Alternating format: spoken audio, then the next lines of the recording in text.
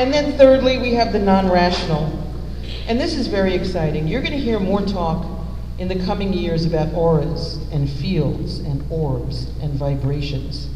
You know, I was at a recent conference where somebody was talking about this orb phenomenon, that digital cameras today are now operating at a speed fast enough such that when they take a picture, they actually capture these orbs in the pictures. And a lot of people thought they were just specks of dust or water particles or refractions of light. But physicists have been studying them and they say, no, they are none of the above. And I've gone through a number of my photos after finding this out, and I have actually found a number of these things. They seem to come to music, to happiness, where there is spiritual healing, where there's higher vibrations and energy. I could say it's weird, but on the other hand, I'm going to tell you that I've seen it in my own photos. And you're going to hear more about these things in the coming years. We're going to hear more about shamans and knowers, to the point where now even wealthy people are spending a lot of money for spa therapists in these areas. Spirituality, extraterrestriality. In the non-rational realm, you're going to be hearing and seeing a lot more. That basically is stuff we cannot absolutely heuristically prove or replicate, but that even scientists are saying, pay attention, these things are true. So as the world enters the next stages of technological revolution, the era of bang fuel, which is bits, atoms, neurons, genes, frequency, and ultra and infraspectral energy and light, is coming fast upon us. We're beginning to unravel the universe, and it's propelling us toward the frontiers of the unknown.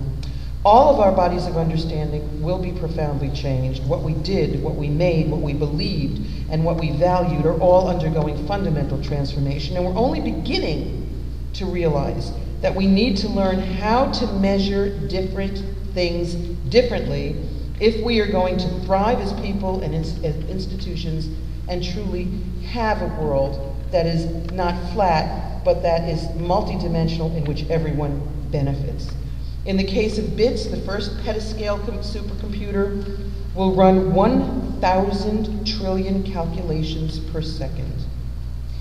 That is expected to ultimately shed light on such things as dark matter and other secrets of the universe. The next big milestone will be in 2018 with the development of an exascale machine, which is 1,000 times more powerful, which means 1,000,000 trillion calculations per second. The physical world will continually disappear into worlds of invisible boundaries. As far as atoms are concerned, the burgeoning fields of quantum physics and nanotech are ushering in whole new applications and knowledge.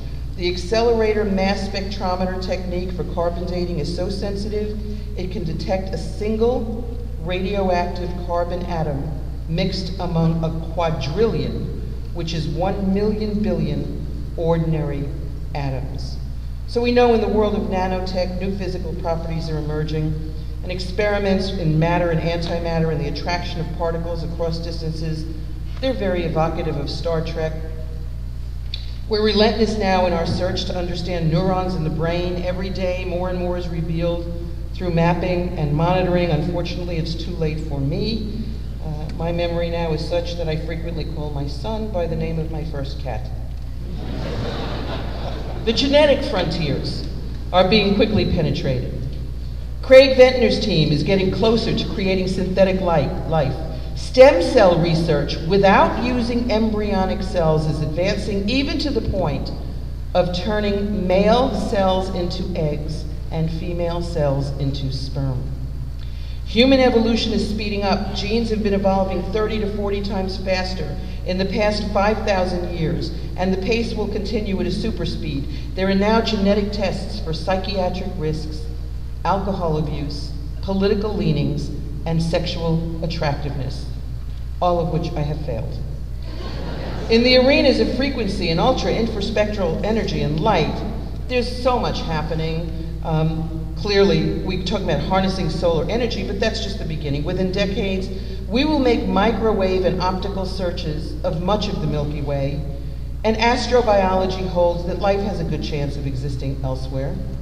Witricity delivers wireless electricity, and electric current establishes magnetic fields that can induce currents elsewhere.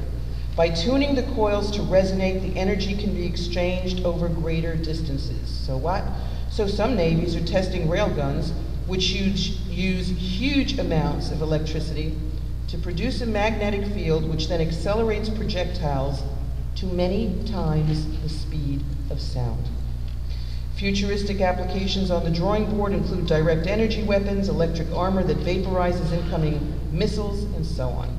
Voice pitch is found to play a central role in attractiveness in mating. Not just people, but animals as well benefit from the healing power of music. The harp particularly resonates at a healing capacity. French scientists are developing a system that recovers the vibration energy from a structure impacted by a falling raindrop. Talk of Akashic fields is moving from scientific circles into the mainstream. Fascination with the supernatural has increasingly dominated entertainment programming and the scientific fringes. Quantum physicists believe brain-emitted thought energy can travel across large expanses and backwards and forwards in time. All that which we cannot see, and we see very little of the light spectrum, is capturing excitement, exploration, and activity.